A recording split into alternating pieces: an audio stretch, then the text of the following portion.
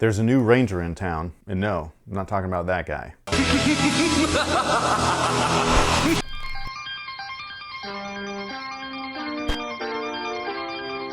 Hey, what's going on, guys? My name's Chris. Welcome back to the official WearTesters.com YouTube channel. I forgot to grab something that I wanted to show with these. Hold on one second.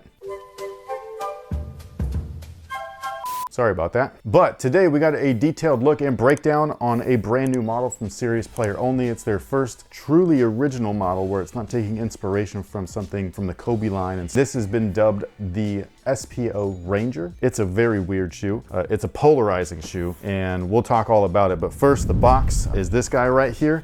And it's very reminiscent, to me at least. Like, the first thing that I saw was this box, the Air Jordan 19 box. And after grabbing the Air Jordan 19, I was like, bro, look at this. It's even got the same hole in there. The whole box is crazy. So when you get the Rangers and you open them up, they open up just like this. They come in these little mesh bags and stuff like that. They do say Ranger on them. And I don't think that, because these are older, so they won't be in there. But when you opened up the 19s, they were in there the same exact way. They came in the same exact type of packaging. And yeah, don't pay attention to any of this. This just happens to be their tech specs. We will talk about that in the future. So these guys right here are just a really weird and interesting model. Definitely something that's like not like something else. You know what I mean? Like when you look at this, I don't know what I think when I see these, honestly. Like, these are just wild. So it's a lot of shoe, but a lot of performance features as well. This is actually something that they're considering a cross-category shoe. So they want this to be a fashionable off-court shoe that you can also have plenty of performance features for on-court action. So it's a really interesting concept and design. I love some of the stuff that's on here. Some of the stuff is a little bit too much for me, but I think that this is very interesting, like a really interesting direction, especially when you're comparing it to something like the Player One or Player One Plus. Not so much when you compare it to like the Game One. This maybe fits more in line with something like that as far as overall sturdiness, I guess. I don't know. It's kind of like a bulkier shoe, but not bulky like these. These are wild, man. Now the outsole right here is inspired by the tire treads. And so what we have are a bunch of little like kind of almost chevron looking patterns, and it's all the way throughout the shoe. Something interesting is that when you start to flex the shoe, they really open up and widen out and everything like that. So again, lots of coverage, very cool, very durable on top of that. So this is a shoe that you'll be able to use indoors or outdoors, very similar to their Game One model. That shoe is great, by the way. If you have not tried that thing, go for it. It's awesome. I prefer the low tops, but they also have a mid top version as well. And then underneath the outsole, it's going to be a little bit hard to see, so we'll use their blown up version, or the, their shoe exploded, where there's a TPU plate. So you got plenty of torsion rigidity in there. And for those of you guys that need that, want that, like that, it's in there. I prefer a little bit more of a reduced plate. That's something that I've been having not a problem with, but I just don't love it. And it's on a lot of shoes. It's on the Kyries and the Wades and this, that, and the other. Just really big beefcakes of torsion plates and stuff. They just take a long time to break in. I like an isolated plate right in the midfoot, like the Player One Plus. Very similar to that. Moving on up though, we do have an EVA carrier, which is this ginormous thing right here sticking out of the shoe. It is fully around, so you got a dual layered cushioning setup, which is very dope. Again, very similar to the Game One, just more, I don't know what to even say. Like, it's, you know what I mean? Like, it's big. It's out there. It's in your face.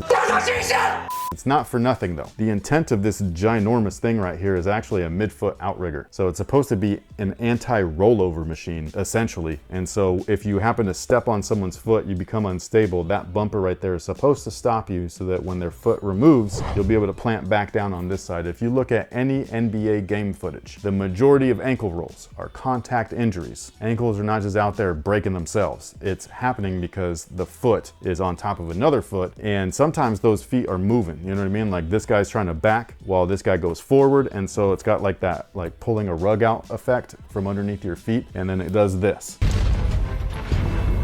And when that happens, your ankles are bro. Go look at the slowed down up close gameplay footage and you will see that there is a foot 99.9% of the time underneath the foot or ankle that rolled. So that's what this thing is supposed to be for. Does it work? We'll find out, but that's what the original intent was. Now inside of that, because it's just an EVA carrier, so when the midsole's not in there, it's completely hollow, is this bad boy right here. And this is their explosive midsole drop-in. This is where the brand, I think, really exceeds. Well, they exceed in two areas. The first one done is by taking feedback and then implementing it into their new products. They take feedback really, really well. It's very impressive because there's a lot of big brands out there that don't want to hear from you. You know what I mean? They don't want your input. They don't want your help. They don't think that they need it, even if their product sucks. This brand is completely different. They're like, hey, if there's something in here that we need to fix or that you feel could be better or elevated, let us know and we will try our best to do that. On top of that, they've taken this midsole drop-in system and they've completely just ran with it. Something that Nike was, I guess, too scared to do. Every brand actually, if you look at it, because like what Adidas did it once with the Hardens, it was awful. Left tons of room for improvement and they just ditched it all together. So yeah, so it's just very interesting that no brand will really touch something like this, but these guys are more than willing to. So again, they implement their explosive cushioning. This is their most cushioned option. This is their version of a supercritical foam and stuff like that. These yellow pods right here that you see are actually sticky pads. So that way when they're inside the shoes, they don't shift around and stuff like that when you build up moisture.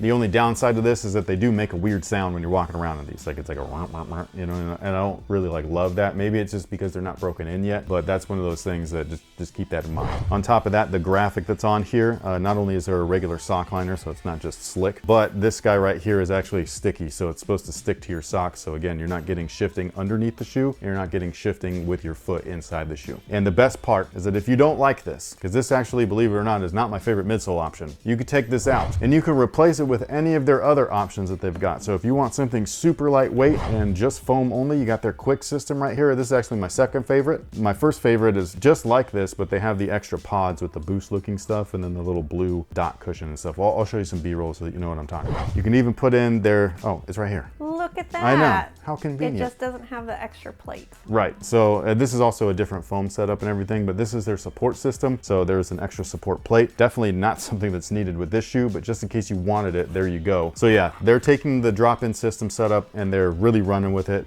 These are compatible with every shoe that they have. I really wish that other brands that maybe started with this would do something like that because they used to and it was really cool when they did it, but this is really the only brand that's doing it now. So there you go. Now the materials on these guys are where I love what they did here. This is stuff that you don't see on basketball products nowadays. And granted, this is supposed to be a crossover type of shoe. So it's not just a basketball shoe. It's also supposed to be a lifestyle shoe, kind of Yeezy-esque, like that concept style of sneaker. But the majority of the build is all suede. It's actual suede on top of that. So I just fucking love it, man. I really do. Is it as breathable as, you know, textiles? No, it's not. It's not as lightweight either. So if you don't like that, obviously this is not going to be a good option for you. But if you're like me and you grew up in the 90s and you were built Ford tough, maybe this will be a cool thing for you. On the toe right here, this is the synthetic panel. So it's supposed to just be a protection layer, similar to what you would see on modern textile shoes where they have that little TPU or heat welded panel. That's what this is mimicking, but it's supposed to fit more in line with, you know, the rest of the upper. I think that this would have been really cool had it been actual leather, because then you would have had a little bit of leather and some suede.